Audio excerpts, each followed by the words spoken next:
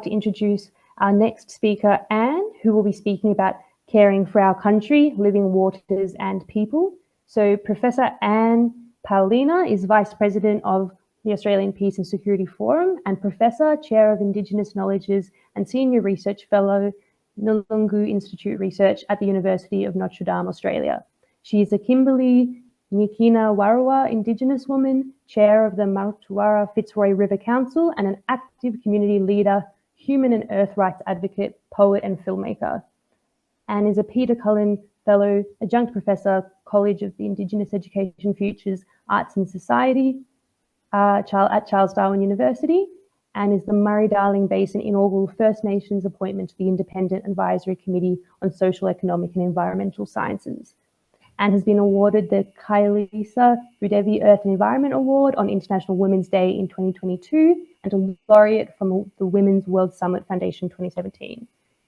And also contributed to Pope Francis' encyclical entitled Laudato Si on care of our common home, and continues to collaborate with Indigenous scholars in New Zealand, the US, and Canada, and the International Global Aboriginal Research Network.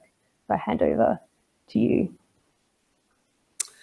Yes, no, thank you. It's just wonderful. I think, you know, one of the things that brings me into this talking circle is the fact that wherever we are, whatever we're doing, we are dealing with complexity, and that we need collective wisdom to bring these sorts of solutions together. All of the things that you just heard read out, I like to say that my greatest gift is to be a human being, a person who can have reason and thought and feel for the land and hear country.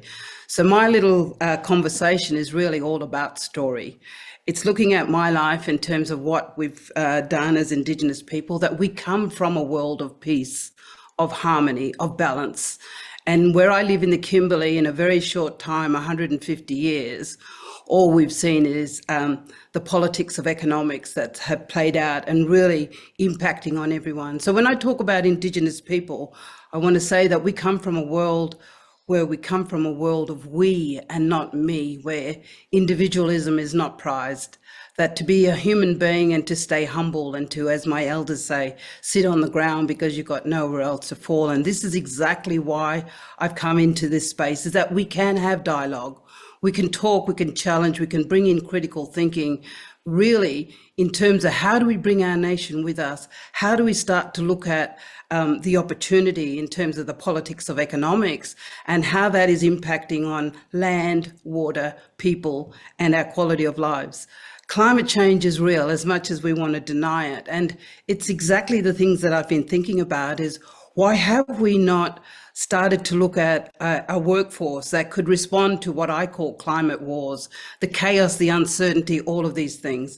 So when I talk about coming from a world of peace, of harmony, of being able to have balance, it is because Indigenous people in this country always governed from a regional, bi-regional perspective. We cared for the commons, for the common good of all of us, not just for the multinational corporations. So what I'm saying is that there's this ancient wisdom that is rooted in this land from Indigenous people, and we are coming with a gift of love and goodwill and a good spirit to say, how do we have these dialogues? Not only do we need dialogue, but we need the processes and the investment to create the transformation. So I live in a world which is highly complex. I'm at the front line of much unjust development in this region. And what I'm looking at, as I say, I keep harping on about the politics of economics because it impacts on each and every one of us. The conversations that we're having really is not to always look out, but to look in. What does the nation's security look like? Well, for me at this point, what we seem to be is a nation of insecurity. And so what we're saying is that how do we come together? How do we have these dialogues? How do we think about all of the things that make us not only human, but to consider intergenerational equity and the opportunity for our young Australians to be able to inherit a world better than what we are leaving it in. So from my understanding, what I would like to say is that I think it needs all of us to have this dialogue, to have these robust conversations, to think about climate change, what we are doing to the environment. One of the big things on at the moment is this conversation around the nature repair market and how can we start to look at creating profit from all of this. And I'm saying when we look at Northern Australia, this should be the climate chance. We should not be repeating the mistakes of the South and trying to replicate that in the North and create an economy which will not be viable. So what we're doing is that what we're saying in the region is that we are not anti-development. What we're saying is that how do we look after the biodiversity, the environment, the cultural diversity, so that we can start to look at new economies which I call the economies of well-being, around biosphere reserves, around culture conservation parks, around understanding that what we have is so critically important, and that as biodiversity gets more and more rare around the world, it becomes a premium.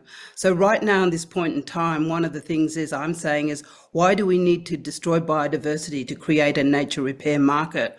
Why can't we invest in the ability to heal country, to heal climate, to heal our living water systems? So from that perspective, I think this is a great opportunity, not just for dialogue, but how we can work together, Australians, fellow Australians together, looking at how do we not just right-size our nation, but right-size the planet.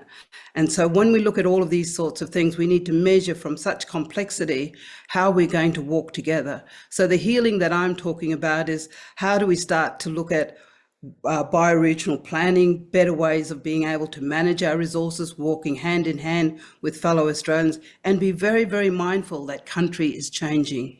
Living water systems are drying up, food insecurity, all of those things are going to be impacted.